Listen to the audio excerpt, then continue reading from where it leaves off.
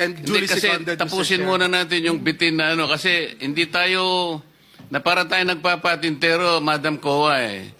Ang tinatanong napakasimple lang, paano nyong inaudit yung ghost?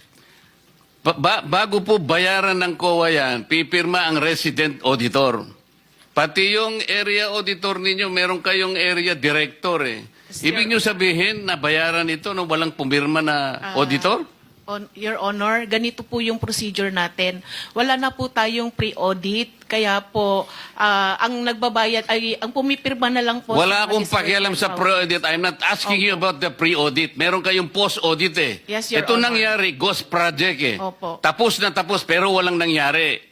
Ang tinatanong namin sa'yo, sino ang pumirma? Bago mapirmahan yun, merong certificate of acceptance, merong certificate of completion, pipirma ang resident auditor. Hindi po pipirma ang resident. Anong auditor, gagawin ng Your COA? Honor. Post-audit nga lang po. Kaya po... Ano nga yung post-audit? In your charter, Opo. magkaintindihan tayo. Ito yung inyong charter, sample of services listed in COA Citizens Charter. Financial audit, performance audit, compliance audit, fraud audit, special audit, notice of disallowance, notice of charge, notice of suspension. Among these, alin ang akma doon sa performance ng contract? Opo. Nasaan kayo? Papasok po siya sa compliance, sir. Sus Mariosep, Opo. wala nga ang compliance eh.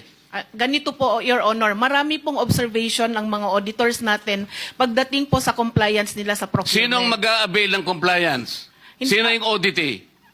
DPWH po sa case po natin Oh. ngayon, Your Honor. So anong nangyari?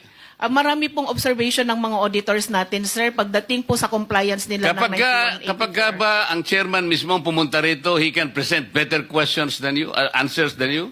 Pareho lang din po yung isasagot, Your Honor. Kasi ganun Pareho po ang yung proseso isasagot. natin. Opo. O, sandali lang.